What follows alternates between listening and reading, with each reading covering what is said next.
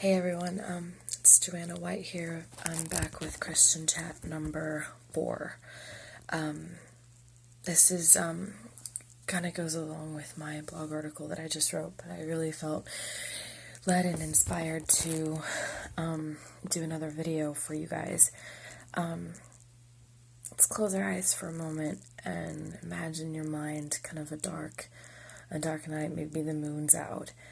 And Jesus and his disciples have just come from the Last Supper that they would ever have together.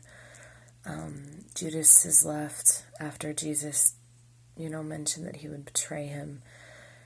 He had told Peter that before the cock crows 3 times, he would deny him 3 times.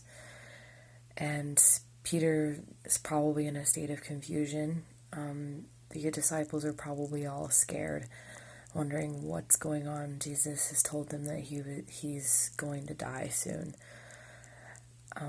He takes them into the garden and he leaves the whole group and brings a few of them with him, and then he tells them to wait and to pray.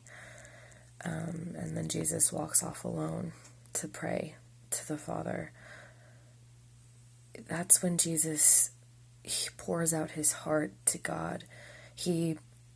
This is the moment that he is truly at his lowest. He is feeling a lot of human emotions, even though he is completely God. He is fully God, and he is not sinning. He never did sin. He is perfect.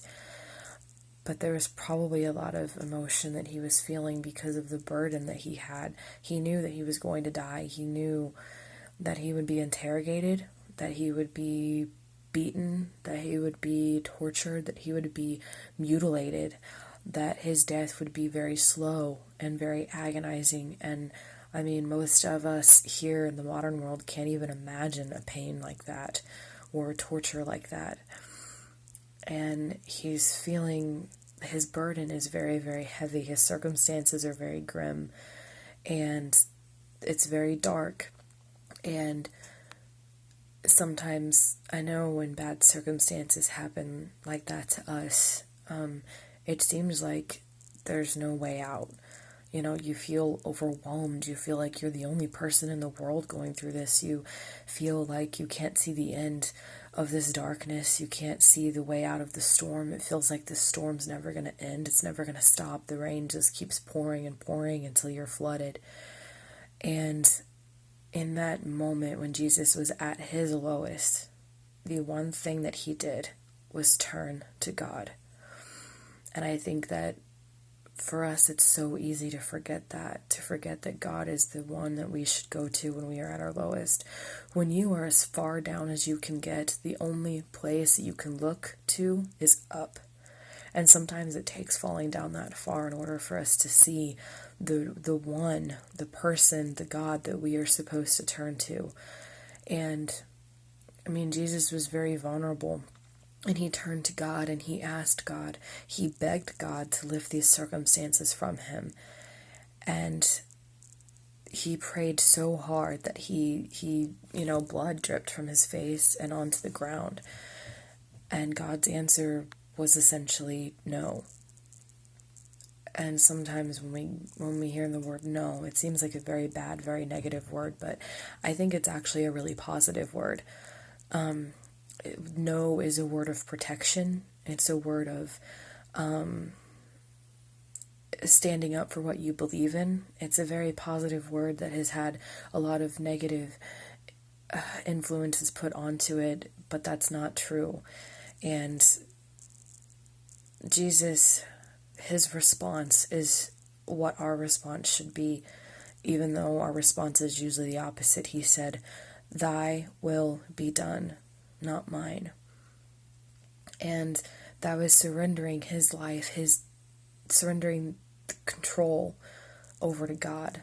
That's essentially saying that, God, we may not see the whole picture, but you are the one in control, and I trust you to handle this situation because I know that I can't.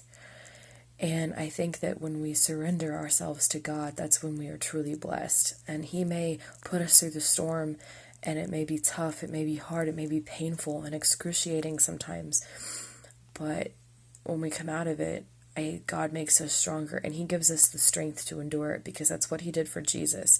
If we look, Jesus originally couldn't, he was overwhelmed by this burden, and then Jesus ended up doing it. He endured all the brutally, the torture, the mutilation, the interrogations, the mocking, the beating, even the agonizingly painful death. He endured it all, and without that, we would not have been saved.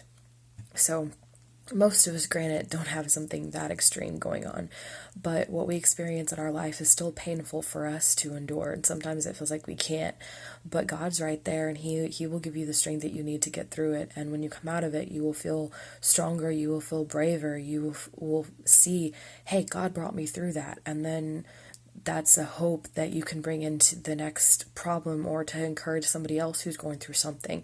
And God always turns around. He turns the bad into good, and he always uses that. And I think that's one thing that we need to remember and take away from this video and my blog article that talks about, when life is spinning out of control, what we need to do and what we need to remember. So thank you. Comment and share your thoughts below. Thank you, and God bless.